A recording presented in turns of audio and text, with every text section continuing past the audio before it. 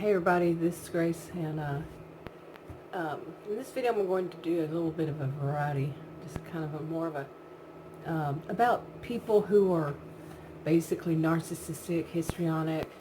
That's the type that I usually see in my life. They most often it's women, but not always.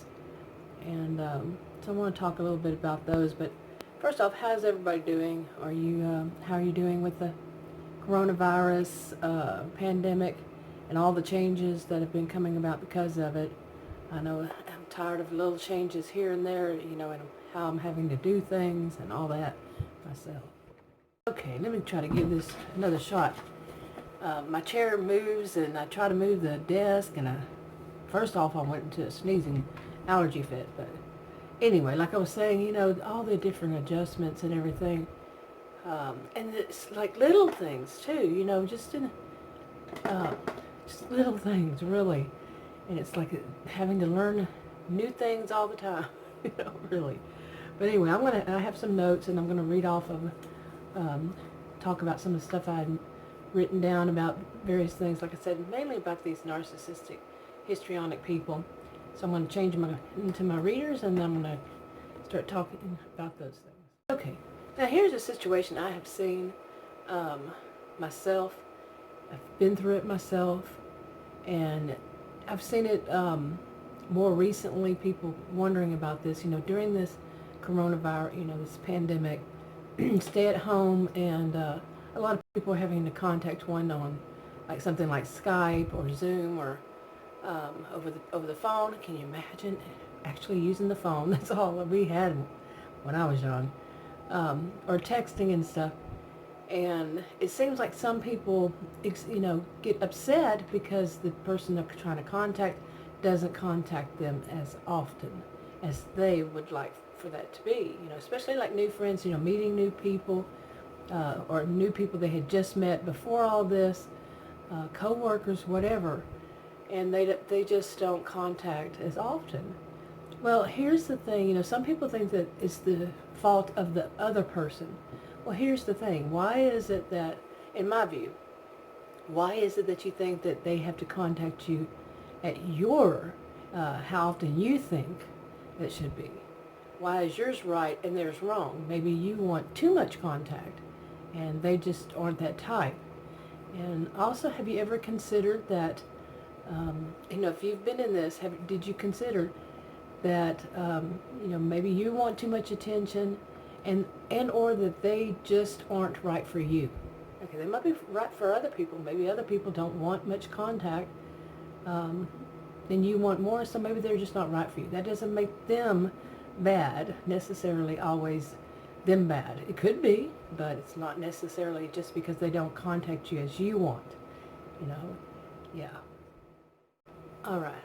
Now, I'm not trying to say that you're this way just because you feel like that or you've experienced that. But my experience in life is that some people who do that, they're rather histrionic, okay, and narcissistic. It's a kind of a blend that I have seen all my life, seriously, all of my life. And that what it is they want attention. They want lots of attention. They want to be the center of attention. And they're demanding that attention.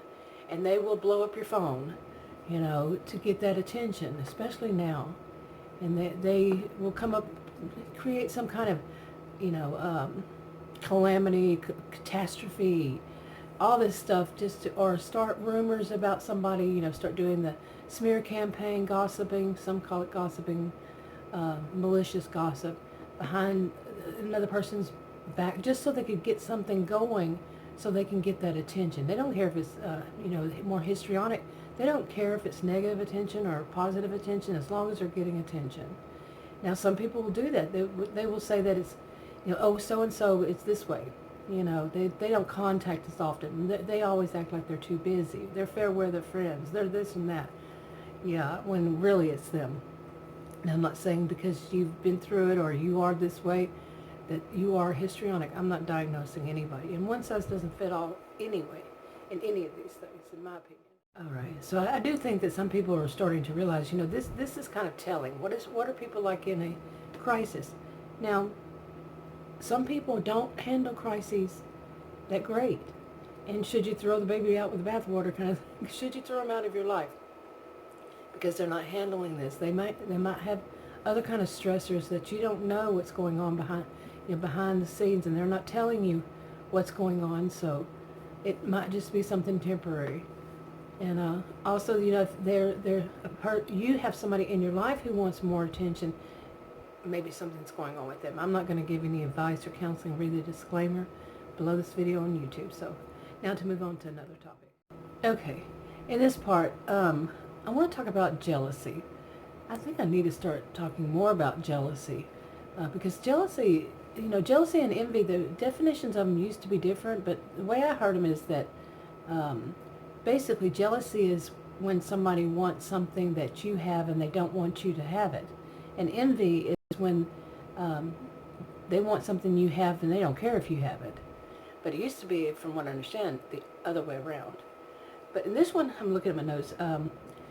Some of the things that some people are jealous of is something that really you're not going to change, and you possibly can't change or wouldn't change, and they're jealous of it, and they can't change themselves. So they don't understand that they're more like competitive, but they don't understand that competition should be just between yourself.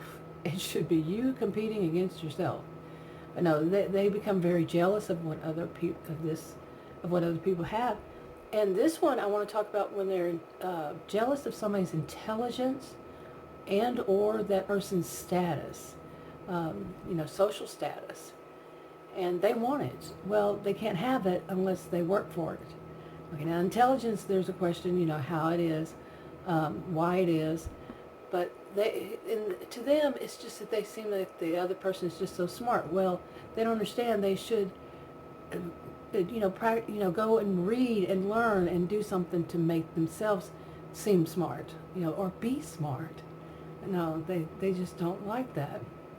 And that somebody else is, because they believe they're the top. This kind of narcissistic person thinks they're the top and they should be the top. Okay. Now, one way I have seen people do this is it's quite, I don't know what you would call it. It's just quite odd to see, and then it gives a bad feeling. And what I've seen them do is like they see somebody they think is smart, okay, or seems smart, or has a high status, and they think it's because the person's smart. And the person uses, terminology that is not very, it's not very simple, and it might make some people whip out a dictionary to understand them. And these days, there are people who uses dictionaries, but anyway, except online. But they'll hear the person use a word, and to try to be like them, like as if they belong to that same club, they will use that word repeatedly, and they don't quite understand the word. They didn't bother to look it up. They just heard the person use it in a sentence, and they assumed they knew what it meant, and then they'll use that, like I said, at any chance they can. And it just doesn't come off right. Now, me, I simplify things. I'm not much on making people whip out a dictionary. I used to be. I was a career student, and I've been told that when I get angry, I make people whip out a dictionary, but that was in the past. But yeah, I didn't prefer to do that. No, I like to simplify, and now these days I wonder if I could actually switch back, because I've simplified it for people, because to me the concept is more important than the verbiage. It's just not. But anyway, these are people who will still, like, if I could use just a simple word like proclaimed, and they will use that. I've seen this in my life. A woman did this, and she used it, and she kept using it wrong. Anyway, we all have used words wrong in our life. I mean, we had to at some point learn them, and maybe we didn't get them down pat at first, but you look them up, and then you try to get them right. When sometimes we just misuse words. We're thinking one word and we say another. I've done that. Yeah, I've certainly done that. But now these are people who do that, and you can tell because every word you use, they take them. some would say this is a good thing that they're in a way, they're mimicking you, but not in a bad way, so, and they're trying to learn. But no, these are people who aren't going to look it up and see. They just want to be like you. So, because it is, like I said, out of their job. Okay, anyway, when I've seen this in my life, seen this happen, like I said, when it has happened, I feel a little embarrassed for them. Yeah, because for some people they're trying. Like I said, when you're young, yeah, you're learning new words and you're trying them out. But when they get older and they do that, yeah, it's a bit odd. And some people will do that because they're like stealing parts of who you are, your persona, your ways. I've seen this too much, especially recently, and not just about me, but other people. Stealing from other people. They're any little thing about them, and it's kind of creepy. Let me look at my notes again. And me, I had learned many years ago when I was a career student. I was trying to explain something to one of my friends, in writing. It was a postcard actually, and she said she didn't understand what that meant. And I thought, my degrees are in psychology and sociology, and the people that I would want to, understand the concepts, I couldn't use the same terms and stuff that I had learned. I had to simplify, and sometimes finding the right word was not easy. And like I said, these days it's kind of like I switched. If I try to go back, because I've been doing it for so long, if I try to go back to like what I was using in university, yeah, it would be difficult. And I can understand people when they're using the terminology, but I just don't tend to.